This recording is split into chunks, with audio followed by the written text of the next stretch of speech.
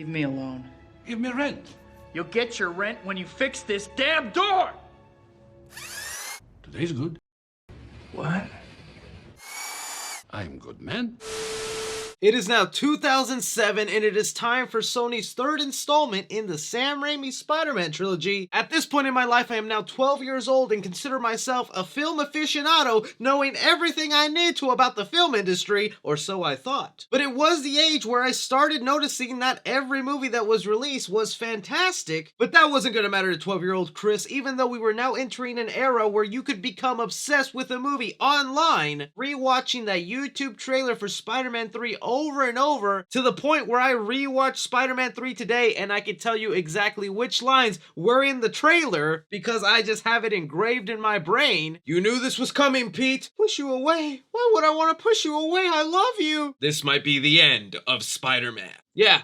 That's just off my memory. And I'm sure I was not the only comic book fanboy out of my mind excited for Spider-Man 3 because it was the introduction of Venom. And I was just so eager to see how they would bring this character to life, but history's already been written. You know it if you've lived through it. Spider-Man 3 would become the first Spider-Man movie in a long line of Spider-Man sequels, whether those be reboots or continuations of different franchises that would split the fan base, with some loving it, some hating it, some being disappointed. Every Spider-Man movie since then has just caused wide conversations on whether it's a good or bad Spider-Man movie. Enough of me babbling and prefacing on what does it matter. YouTube got rid of the dislike button. You can't do anything about it. So hit that like button and give me your opinions, or I'm gonna throw some dirt in your eye. So hitting play on Spider-Man 3, of course we have to continue the tradition of these great open title card sequences where they recap the previous two movies. This time making it a little bit more special and known that Venom is going to have a presence in this movie with his symbiote infecting all the events of the past films. Bringing us into a narration from Tobey Maguire's Spider-Man that is a lot happier than most of his opening narrations. It's me, Mario! Peter Parker, your friendly neighborhood, you know. As the man is swinging through New York City, and one praise I want to give to Spider-Man 3 is this is the most beautifully shot Tobey Maguire Spider-Man movie, where you can really tell that Sam Raimi went all out with the budget he was given, as he should, since by now he's obviously created a big fan base and success with this Spider-Man franchise. But we see now that Peter Parker has found a better balance in his life since the events of the past two movies, where he's being able to handle Spider-Man while at the same time still being able to hold a job and go to college, which I think it is pretty wild that for all these three movies we still have Tobey Maguire's Spider-Man in college when the man looks like he should definitely be having a family and a 401k by now. But whatever, I can look past that. There are people in college of all different ages, shapes, and sizes, but one thing for sure is if you're in college, ain't no way you're doing some high school bullying. I know this scene is meant to make it look like Toby's still dealing with a couple of bullies in his life or struggles, but honestly, this is just a huge L for the guy throwing the spitballs. But the final piece of Peter Parker's happiness right now is MJ, where he is seriously considering proposing to her, as things are now in order and he's even able to see some of her Broadway shows. But it looks like he isn't the only one who's able to catch these Broadway shows.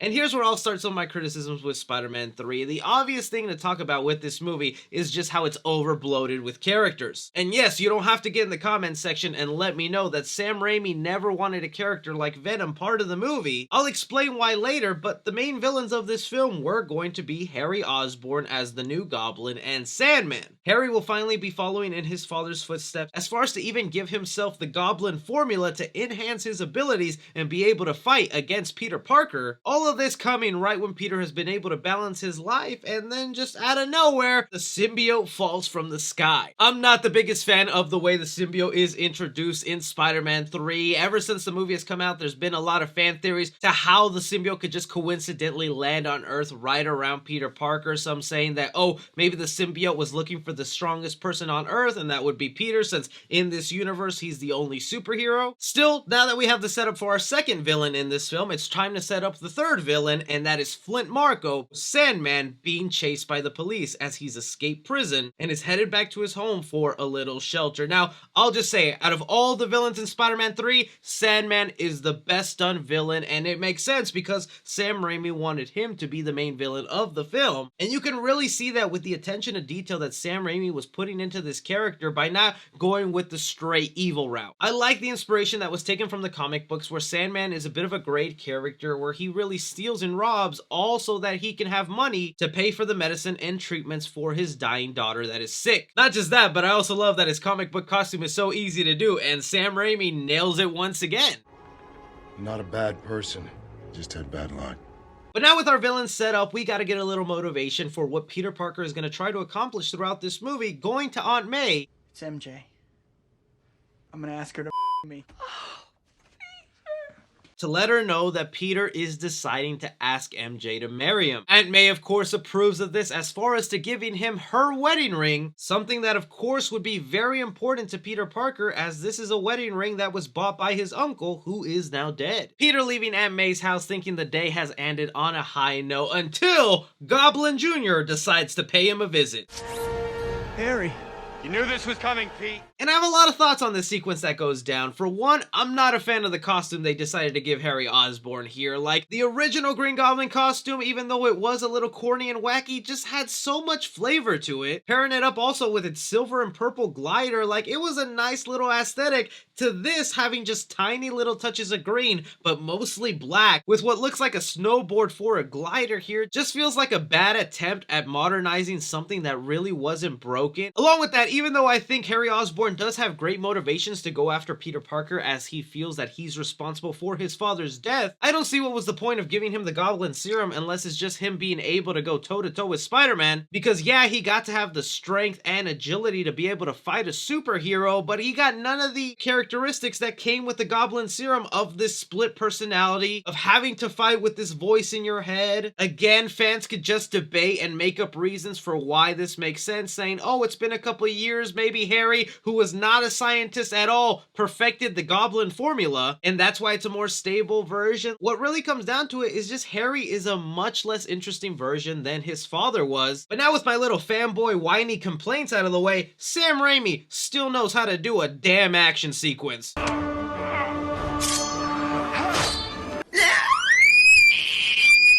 Stings, doesn't it? Because even though I'm not completely interested in this Harry Osborn character or this version of the Goblin, man, am I just at all with the action scene that goes down between them. It just still feels so grand and epic in scale to where even if the visual effects sometimes look outdated, it is still just so visually engaging, still feels refreshing to this day and holds up. Like, Sam Raimi just really knew how to make an interesting sequence go down with Spider-Man and another villain. Especially how they were able to make the stakes feel a little higher in here, with Peter almost losing the wedding ring that Aunt May gave him, and knowing that you know that this also has a connection to Uncle Ben, it means a lot to Peter not to lose this. But like all great things, they must come to an end, and they do here with Peter getting the advantage on Goblin Jr.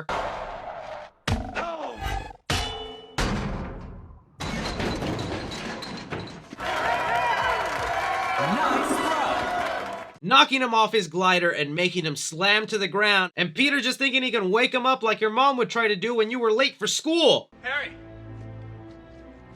Harry! Or when your brother stole your favorite toy as a kid and he pretended to be asleep and ignore you. Harry! Harry! Or when your barber finished cutting his hair and he's staring at all the hair on the ground. Harry! Harry! I could do this all day. Leaving Peter no other option than to take Harry to the hospital to make sure he survives. And you want to know something that's kind of weird to think about with this scene? Peter Parker most likely had to send Harry to the hospital naked, because there's no way Peter would have brought Harry covered in all this goblin gear and have to explain that to the hospital and police. So I can only imagine what explanation Toby had to come up with to why Harry was naked and unconscious. But speaking of Harry being unconscious, the battle he had with Peter led him to lose his memory in what I feel is just a lazy way to put this villain aside until he's needed later on towards the end of the movie. It almost makes it feel like some sort of soap opera. My father, he died, right? And I think further fuels my point that Harry is not an interesting enough villain to have him be bad the entire time. But as that was happening with Spider-Man and Harry, we cut to Sandman finally completing his origin, where he's running away from the police and lands on a testing site, granting him the Sandman powers. And again, where most of the Sandman stuff in this movie is just pure perfection in cinema, and it makes me sad that the studio heads at Sony forced Sam Raimi to have all these villains, because one thing I do dislike about Spider-Man 3 is sometimes these villains disappear off screen for such long periods of time that whenever they pop back up, you do kind of go in your mind, oh shit, I forgot he was here. What was he doing this whole time? Or where was he at? Because the movie does struggle to find that balance of giving each member their own screen time. Cutting to MJ visiting Peter, who still lives in his crappy New York apartment, where she's upset about a bad review made about her from her Broadway show. In the past movie, she decided to leave her fiance for Peter and is fully aware at all the consequences and downsides to dating Spider-Man, and even with knowing about that stuff, she just kind of comes off in that stereotypical character that you see all the time in those CW shows of where the superhero needs to save the world, but then the girlfriend wife is mad that he couldn't come to a birthday party. Like, that type of nonsense is the vibes I always got from Mary Jane in this movies, and it sucks because I think Kristen Dunst is a great actress, but I just never found myself liking her version of Mary Jane all that much. Peter then leaving the conversation to go after this distress call to help whoever is in danger, and this specific time it is Gwen Stacy, who for some reason is introduced in the third Spider-Man movie. But still, can't even hate it that much because it leads us to another extraordinary action sequence that Sam Raimi created that, I repeat, holds up to this day, still feels refreshing, and even visually the effects look really great. And to me, what kind of made it better is this was just a random freak accident that happened in New York. This wasn't caused by some villain or someone trying to go after Spider-Man. No, this was just one of those weird situations, and Spider-Man was able to save the people in danger. But speaking of danger, we do see that Peter meets his competition, Eddie Brock, played by Topher Grace. And yeah, I agree, even at the time at 12 years old watching this movie, I was like, that's Eddie Brock? This dude just kind of gives off slightly cooler version of Peter Parker before the Spider-Man powers. With Eddie Brock here trying to steal the spotlight from Peter Parker, Jameson decides to make a deal with them that whoever can catch Spider-Man doing some criminal activity will be the one to get the staff job. It's here where we cut to Peter Parker walking down New York City, where he sees a sign that Spider-Man is going to be granted the key to the city. You know, I guess one person can make a difference. Enough said. We miss you, Stan! Before Spider-Man is granted the key to the city, we see he is taking care of his friend Harry, who... You see that? Still got the moves. And on the other side, MJ sadly finding out that she's being replaced in her Broadway show and is being let go. But asking you shall receive, because me right now pondering whether I should be on MJ's side, Peter decides to do something so ridiculously out of character that it kinda shocks me. He decides to go ahead and replicate the famous upside down kiss he once did with Mary Jane on Gwen Stacy. Now, I am obviously, of course, on Mary Jane's side because Peter is hella in the wrong for this. Maybe it would have made a little sense if by this point Peter was already infected with the symbiote, because it would explain why he's acting a little different, cocky and whatnot, but you've already made the decision that you're in love with a girl, so much so that you want to marry her. In fact, this is the exact same day you're planning on proposing to her, and on the same day you want to propose to her is the same day you want to go ahead and kiss another girl that you know as both Spider-Man and Peter Parker? Like, not cool at all, and that just does not feel like something Peter Parker would actually do. And just like the roller coaster ride that is this movie, right when I have something to complain about, Sam Raimi knows, oh, you can't complain, because here's an awesome action sequence. Having the Sandman now starting to use his powers to his advantage, where he's gonna go ahead and try and steal some money to help out his sick daughter. But little does he know, I guess you haven't heard. I'm the sheriff around these parts. Sam Raimi just knowing exactly how to use a character and what makes him so cool, putting his hand in different weapon positions with a giant fist. I cannot tell you how happy I am that Sam Raimi is once again working on comic book movies with Doctor Strange 2, because knowing how good the man does action sequences, I can't wait to see what else he cooks up. Leading us to later that day, where Peter, even though he decided to kiss another girl today, feels it's still the right time to propose to Mary Jane, asking good old Bruce Campbell to help him out in this situation. That was our kiss. Why would you do that? You must have known how it'd make me feel. Do you want to push me away? Push you away? Why would I want to push you away? I love you. Segueing us into the next scene that I think was just the cherry on top for me to end up being disappointed with this Spider-Man movie, Sam Raimi deciding to retcon the events of the first Spider-Man film and actually have Flint Marko be the original killer that took the life of Uncle Ben away from Peter Parker.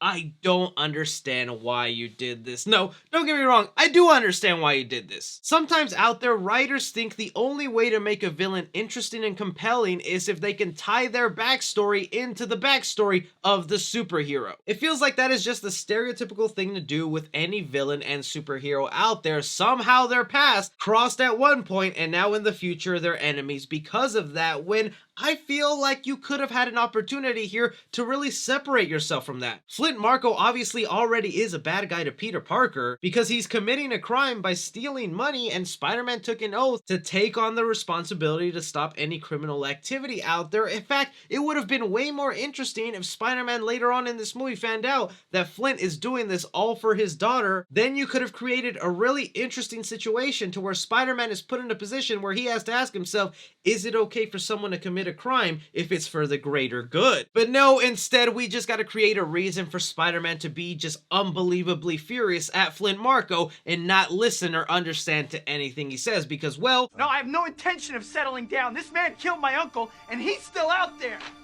But now that Peter knows that the person who killed his uncle is still out there, he reverts back to this mindset where he basically forgets everything Uncle Ben taught him or the lessons Aunt May filled him in or everything he kind of learned in the previous movies about wanting revenge, and is hoping that he can catch Flint Marko so that he can kill him. Being so in the dark in his feelings to where he's even rude to Mary Jane, who is willing to forgive him basically cheating on her. All stuff that just continues to feel out of character for Spider-Man that would have all been resolved if you just gave him the symbiote a little earlier in the movie. Then I could understand why he's acting so different and letting all this anger and rage take control of him. But it's here where the movie finally decides that even though it showed us the Venom symbiote 9 minutes into the movie, an hour later it reintroduces it out of nowhere, where for the past couple of days or heck maybe even a week, the symbiote was just chilling waiting for the perfect opportunity to take over Spider-Man. And visually, again, I want to praise this movie for the effects of the symbiote taking over Peter Parker's body and the way it's just starting to transform his costume, leading to the most epic sound we will have in any Spider-Man movie.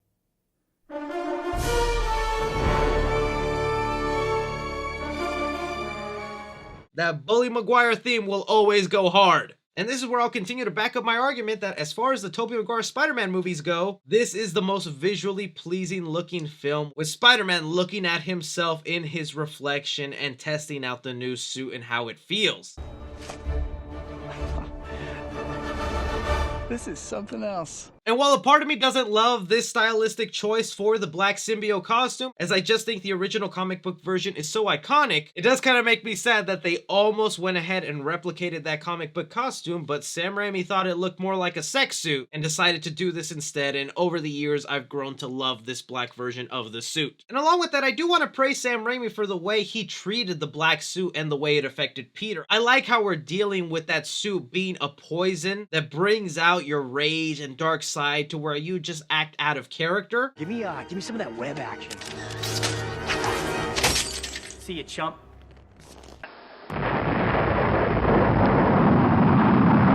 See you, chump. Especially when we get to the Spider-Man and Sandman fight under the subway, you really feel the brutality and the rage that Peter is feeling in this moment of just wanting to kill this man. Remember Ben Parker? What does it matter to you anyway?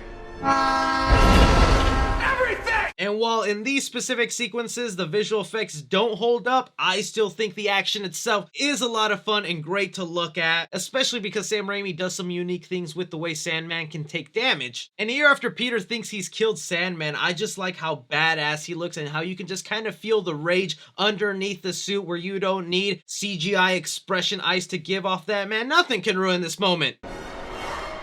Good riddance. Yeah, moment's still not ruined. Peter, now thinking he's gotten rid of the man who's killed his uncle, decides it's time to embrace the dark side and the Justin Bieber hair look, delivering to us the most iconic line of this movie. Give me rent. You'll get your rent when you fix this damn door! From there, Peter couldn't be more excited to go let Aunt May know that the person who killed Uncle Ben is now dead. I do love that Aunt May is still continuing to teach lessons to Peter in the same way Uncle Ben would most likely be teaching Peter these lessons, in that Spider-Man is not a killer. He's not someone who kills. He's just someone who lets all his other villains accidentally die. They all die fighting Spider-Man. It's their fate. But now that Aunt May has talked some sense into Peter, it's time for him to try and get some things in order. Like starting off by apologizing to Mr. Dickovich for yelling at him. But if you feel that bad about it, you can buy me pizza sometime. Today's good. Unfortunately, Peter's girlfriend issues won't be that easy to fix, as now she's gotten a little cozy with Harry, who is still dealing with his amnesia but is not holding back his feelings for Mary Jane. Mary Jane regretting this, as she still has feelings for Peter's, kind of triggers Harry Osborn to regain his memories. And I do want to say, it is when Harry regains his memories that I am just laughing my ass off at the editing choice they decided to make here. My father, he died, right? Yeah. And again, I didn't edit that. That is what they chose to respond to "Is my father dead?" My father, he died, right? My father, he died, right? Yeah. Who gives bad news that way? But with Harry's memories now regained, he decides to go ahead and continue his vendetta to go after Spider-Man and ruin his life, starting off with forcing Mary Jane to break up with Peter for good, taking it a step further, and Harry claiming that he's the other guy that Mary Jane is in love with. And maybe it was Spider-Man then losing the love of his life again, or it was this smug-ass smile. Peter decides to let his anger and rage get the best of him to where it's time for Bully Maguire to go to action. And look, I know I said earlier that Sam Raimi doesn't really do bad action sequences, and while I'm still gonna stand by that, this is probably the goofiest fight scene we've had in the entire Sam Raimi trilogy. That taste. Strawberries. Looking back on it now, all it does is make me laugh with all the one-liners and quips that Spider-Man decides to throw as Bully Maguire. Stings, doesn't it? You were an embarrassment to him. Look at little Goblin Jr. Gonna cry? Bringing us to the end of the battle between Bully Maguire and Goblin Jr., where Bully takes it a step too far and recreates the bomb explosion that happened to him in the first movie, making Peter feel once again on top of the world and like he's invincible, that is, until he sees the newspapers calling him a thief. There's only one thing you can do when that happens. I'm gonna put some dirt in your eye. Bringing us to Bully confronting Eddie Brock on this photo he knows is fake, getting Eddie Brock fired in the process, and Peter winning that staff job. Bringing us to the greatest moment in cinema history, Bully Maguire going ahead and having a little victory dance.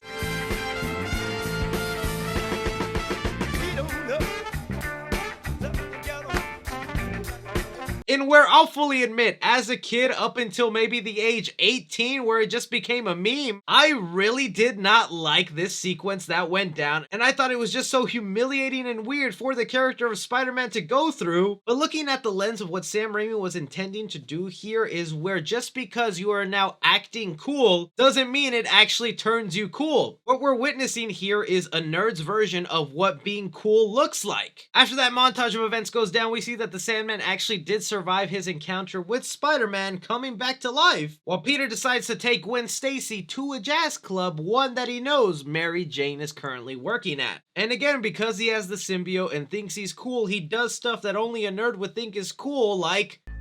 This is for you. Double time!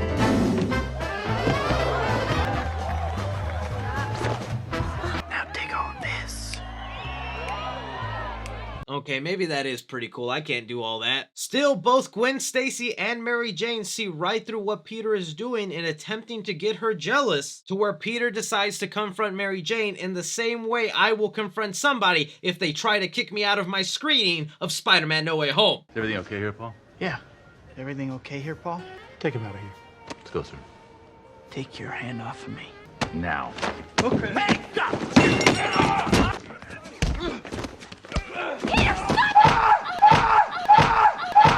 some weird way, it feels like they were really trying to sabotage the character and put him at a very low point where it's kind of hard to sympathize with him. And maybe that's the point they were trying to get across in this movie, but sometimes it feels a little irredeemable because so far in this film, Peter Parker is now a cheater. Peter Parker is also now a murderer, because that's what he attempted to do with Sandman. He also now hits women, but most criminally of all, the man enjoys cookies with nuts. You got any with nuts?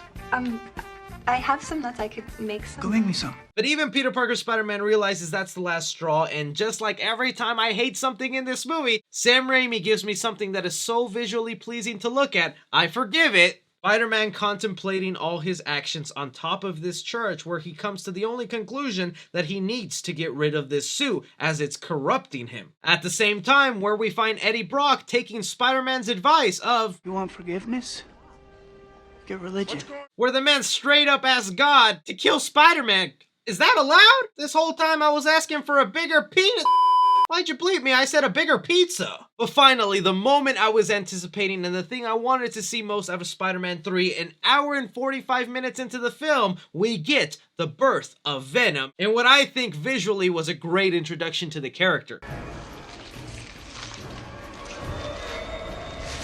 But now that Venom is finally in the movie, talking a little bit more about him, one of the reasons Sam Raimi didn't want to include Venom in Spider-Man is because Sam Raimi isn't a fan of villains that mirror the powers of their superhero. He thinks it's not as interesting visually and probably story-wise to have a character that is almost exactly like their superhero. Little would Sam Raimi know that Kevin Feige would turn that formula into some successful-ass career, as almost every origin story in the MCU follows that mere villain storyline. And while I can understand Sam Raimi thinking that to a certain degree, I do feel like there's an exception to be made about Venom, because there's so many interesting things about this character that even Sam Raimi explores a little bit in this movie. For one, I think it's kind of cool that the symbiote goes ahead and transfers all the knowledge that he knows about Spider-Man to Eddie Brock, which is why we see Eddie now knowing who Flint Marko is and why he's going after Spider-Man, to also now where Eddie Brock knows who the love of his life is, Mary Jane, even knows some of the silly names that Spider-Man has given some of his abilities like Spider Sense.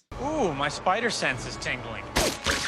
If you know what I'm talking about. I think Sam Raimi, even though this was a character he had no interest in using, still put a lot of effort and passion into bringing Venom to life, because he knew fans like me were dying to see it. But now that Venom and Sandman have teamed up and have kidnapped Mary Jane, Spider-Man, even being a little bit worried that he's outnumbered with these villains, decides to pay Harry a visit, asking if he could help him in his battle. Harry, both physically and emotionally scarred after the battle that he had with his friend, decides to reject him, and only decides to change his mind because another ridiculous thing in this movie, Harry's butler, who knew all along that his father died at his own hands by his glider, out of nowhere, finally decides to let him know. And if I was Harry Osborn in that situation, I would have fired that butler and heck probably would have even slashed him with that sword. How could this man have known all this time, saw everything he was going through with his best friend, turning into an alcoholic, spending so much money into locating Spider-Man, and it isn't until half his face is burned off and his life is ruined where the butler decides, now's a good time to let him know. It's just sadly more of that lazy writing in Spider-Man 3, where it's just something so that Harry has a reason to show up in the final battle. And speaking of the final battle, I think it's a really great one.